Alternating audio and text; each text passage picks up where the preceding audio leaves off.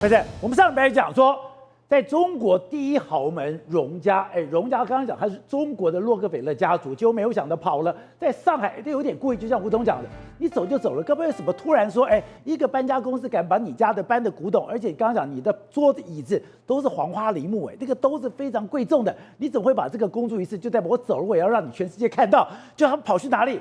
现在被人家看到说他们在哪里出入？他们在加拿大出入。那加拿大这个地方，哇！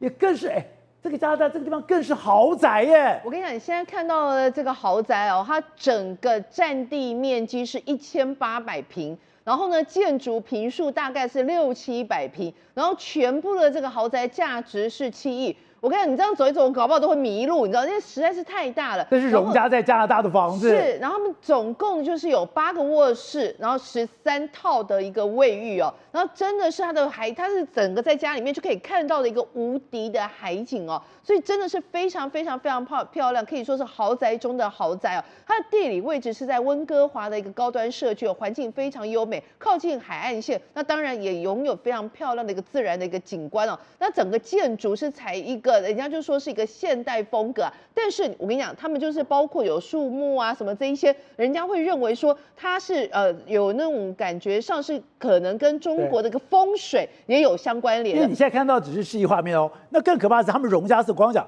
你光要走进去的那个走道就深不见底了，是，而且所有的一个配备，包括什么它那个墙啊，它的石砖啊，它里面用的一个瓷砖啊，甚至是它的厨房啊，然后它的电器品啊，还有它的卧室，种种的，真的是你现在看到之后，心里想说，这个应该大概只有我们在看到那种超级富豪家里才有，这个没有想到，它是一个中国的所谓中国版的洛克菲勒 run 跑去人家跑路来住到这个加拿大这么漂亮的一个地方哦。那现在人家当地人讲到说，哇，他们这个跑来之后，他们事实上他们是把整个中国家当，包括古董，所有东西，还有一大堆古老的一些那一些非常好的木质的一个家具，也全部都弄来。你有听过人家在跑 run 的？还有用船在运他们家的家产的，你知道一张椅子，那如果上面那是黄花梨木，你这知道有多贵吗？那还不是贵的问题，是你想买都买不到是，所以他们家其实事实上，我觉得荣家从2010年之后，他们已经没有活跃在那个台面上，所以呢，他们家竟然已经在10几年没有活跃在台面上，竟然还可以如此的家底，你就可以知道为什么人家封他为中国的洛克菲勒家族。提到荣家，就要提到他的父亲就是荣毅仁。荣毅仁他是第一个站出来响应共产党公私合营哦，那也因为是这样子，第一个可以说是跟共产党合作的一个资本家所以呢，他到最后竟然是中共国家的副主席，一个高官退下来了。那退下来之后，也是让他们全家终身享有富贵，还给他们第一张中国的金融学证照。所以香港的中国信托的一个投资行就是他们家弄起来的。那为什么荣家这件事情会引起这么大的关注？天哪！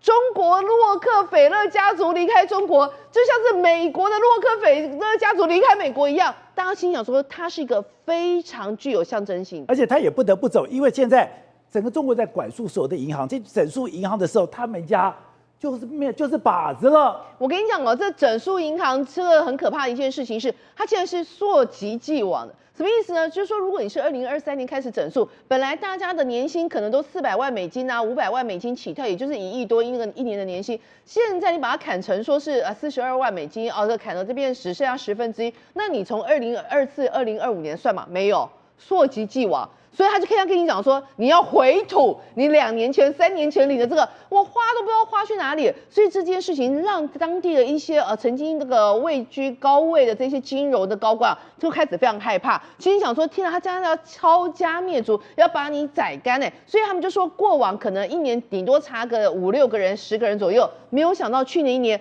查了85个，所以他们又认为说，这应该不会只是短期的情况，而且还叫你去接近什么习近平思想啦，要有8000多人都要去接受。简单讲，就是你已经要摒弃过往的一个资本市场的一个想法，全部就是要 follow 党的指示。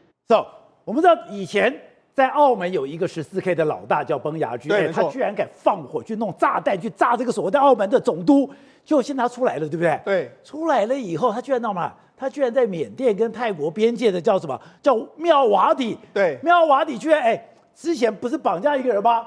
居然是跟这个崩牙驹有关。而且妙瓦底是什么？妙瓦底是我们很熟悉的 KK 园区，就在这个地方。后来才知道说，现在中国最厉害的帮、最凶的帮叫福建帮。对，没错，这个妙瓦底就是 KK 园区的所在地位置，所以台湾也很多人被绑到这个地方。那这个地方在什么地方？这个地方在泰国跟缅甸的边境，但是事实上它在缅甸的这个境内。那缅甸境内后，土地是缅甸的，但是这个电力供给的是泰国供给的，所以事实上缅甸跟泰国都管到这个地方，但是谁又没办法管到这个地方？那就很多黑帮到这个地方去了。那最有名的是，你看，这是《华尔街日报》报道了，他报道这个崩牙驹，目前为止就在这个地方，而且它是后面的非常神秘的头目之一。在这个地方主要有2个人，一个是崩牙驹以为首的这个港澳黑帮，另外是福建帮，他们2个黑帮呢霸占这个地方。那这个，但是为什么你说中国的黑帮在泰缅边界？对，好，那这件事为什么会变康呢？主要原因是因为有一个中国的影星叫王兴啊，王兴就没有，因为他在这个群，他事实上是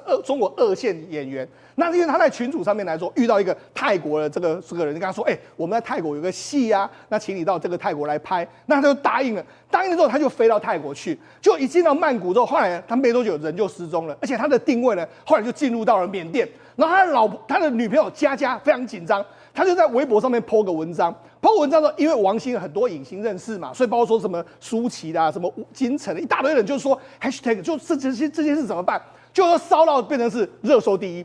那热搜第一的时候，就网友群情激愤，说你泰国要给我交出来。就是后来没多久，泰国军方呢马上就介入这件事，就把他救出来了。就没多久就救出来了。那救出来之后，他现在也已经回到这个中国去了。好，那这件事呢，为什么会被救出来？因为现在泰国警方抓到这个幕后黑手是这样，操着一个所谓的广东腔。那操广东腔的呢，人家就说，广东腔的话，这边黑帮2个，一个是港澳帮，另外一个是福建帮。港澳帮的话，那就是崩牙驹嘛。所以听说崩牙驹非常生气。崩牙驹就说问他们后面人说，你怎么会抓到这个王兴啊？你怎么抓？赶快给我放人，赶快放人！所以就是因为王兴介入，因为这个崩牙驹介入，王兴就很快放出来。但是呢，保全长，事实上连同王兴被抓有50几个人，但是事实上只有王兴被放出来，其他人还是继续在这个妙瓦底园区里面的一个状况。所以就是变成是这件事引爆。那为什么引爆？因为现在很多中国网友啊，跟这个所谓的泰国网友2个在互相的叫骂。为什么叫骂？因为他就说，你泰国要给我交出这个人，这个是你泰国要管。但是呢，泰国官方说什么？我们这个园区里面都是你们中国人在绑中国人，根本跟我们一点无关啊！而且现在牵扯到我们刚才不是讲到是这个所谓的崩牙驹是这个所谓的这个港澳吗？另外一个黑帮是什么？福建帮。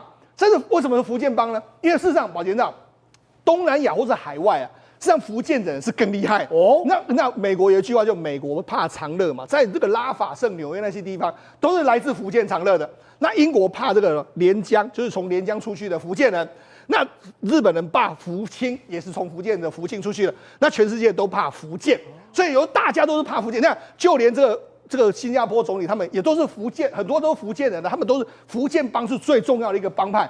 而且保监，那这一次里面来说牵扯到谁吗？其实人家就说这个福建帮这些人都已经这次是来自这个安乐这个地方呢，他们已经跟当地的黑帮都已经绑好，而且听说他们不只是打通整个福建哦，福建的公安跟他们都非常好，中国内部的公安都非常好，而且这次还牵扯到一个人，就是因为这次的园区不是在在缅甸吗？有一个中缅友好协会，人家就说这个中缅友好协会的会长，你可能就牵扯在这里面嘛。你明明要保这个中缅是要让我们关系好了，可是问题是这个妙瓦底园区都一直没办法清啊。对，就这里面来说，目前为止中缅的这个协会的这个老板呢，叫做姓耿。那他的老爸就是中国过去的国防部副部长，叫耿彪。那耿彪是习近平的这个老板。对，老板了。所以就有人说，这好像牵扯到习近平。当然，这个不会层级这么高，但是这里面来说，有一些福建的这个大佬在这边，他们疏通上方。所以这为什么这个所谓妙瓦底园区一直始终没办法清剿？很简单嘛，目前为止就是泰国、缅甸跟中国很多黑帮势力这边罩着他，所以才导致这些明明就是可以清剿的对象，但到目前为止都没办法清剿。对，你说在美国有一个非常有趣的现象是，中国不是派了很多人到了中国，很多公安派到了美国，大家等于去抓那些诈骗吗？就派的都是福建人。对，我们在川普时代的时候看到，当时蓬佩奥他们起底很多说，很多福建的公安部门啊，竟然跑到美国去设点。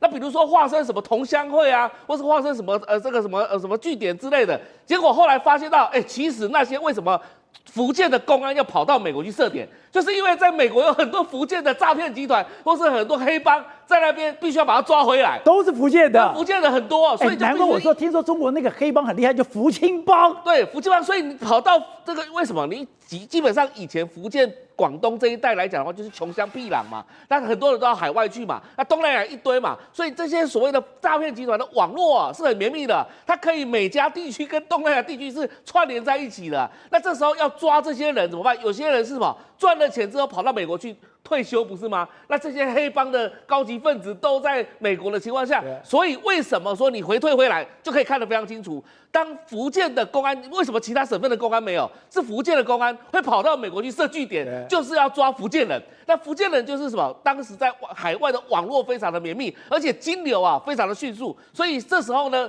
他们到美国去的话，就是由自己来办案，但是这是侵犯到美国的司法管辖权，不是吗？所以现在呢，为什么大家讲说到东南亚现在来讲的话，这些很多都是福建帮的势力范围？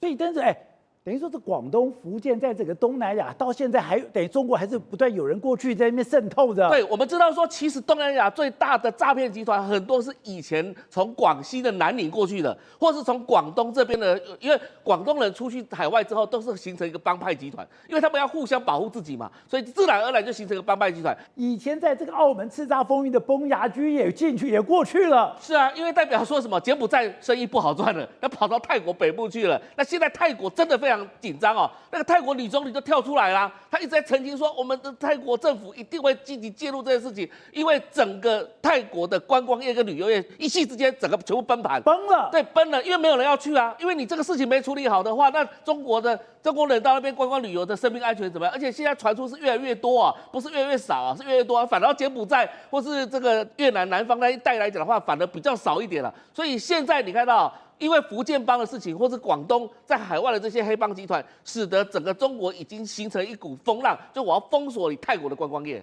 就为什么没有想到一个绑架案牵扯到那么多，我也没有想到整个中国的黑帮对这个地方渗透这么绵密。